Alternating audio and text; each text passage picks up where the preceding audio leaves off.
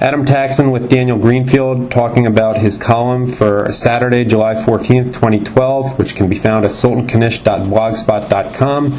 It's called The United States of Guilt, and it's about a trend that is ever increasing in the current environment. Daniel, welcome. Tell us what you mean by the United States of Guilt. Increasingly, we have a nation that is based around guilt. The United States is, what is the United States based around? Is it based around geography? Increasingly, it's based around the idea that our geography is stolen, that our nation, as its, whatever its virtues were, whatever its flag meant, is now exists only to represent guilt, the guilt that we are forever burdened with. What's the relationship between guilt and virtue?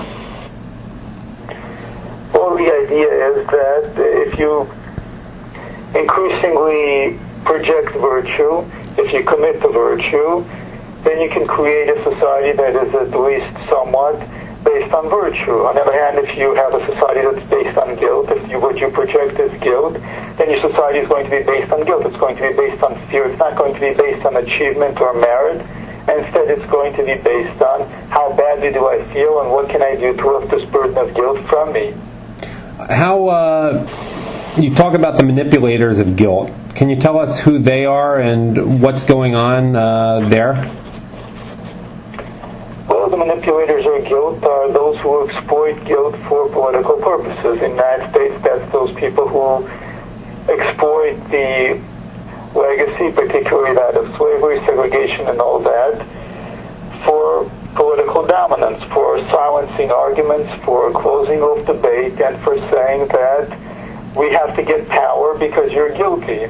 And your guilt is what gives us power and it's what gives us the right to rule. Who would you say are the biggest exploiters? Specific politicians or media people or celebrities who use guilt more than anyone else? Is it Jesse Jackson, Al Sharpton, Barack Obama, Bill Clinton? Some Republican? Jesse Jackson built himself a very nice, thriving guilt business, a little guilt industry. But Obama is certainly the king of guilt right now because it's really his big re-election bid. His big re-election bid is, are you going to deny it? Are you going to be racist and deny my historic right to screw up the country for another 4 years? How dare you do that? I am so historic. My historic legacy is the undoing of all the old history, all the old bad American history. And if you get rid of me, then all that bad history comes sweeping back and you're bad people for doing it. How can we sort of fight against this? I mean, if you were to talk about something practical to just man up and avoid this, I mean, what should be the resistance to all this guilt? The most elegant approach, the simplest approach, is to own your own actions. That means look at what you've done and look at what you actually have anything to feel guilty about, as opposed to accepting the idea that you have some sort of privilege, that you have some sort of external burden that's weighing down on you, that you've accepted from the past and that you are forever guilty of. Whether it's the whole idea of original sin or the idea that there's some sort of original racial or gender or heterosexual original sin that's there, giving you privilege and oppressing everybody else.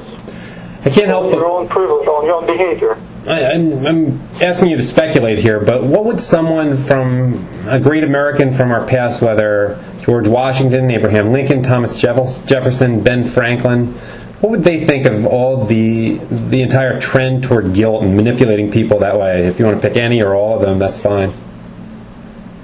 They would increasingly see it as something of a theocracy, and they would find analogies with the kind of caste systems that existed in the Third World at the time, and that still exist in parts of the Third World, because it's effectively, when we have affirmative action, certainly a lot of this is effectively a caste system. It says that we're going to elevate certain people based on their race, and that's not, and they had slavery in their time, but they didn't have a caste system in their time.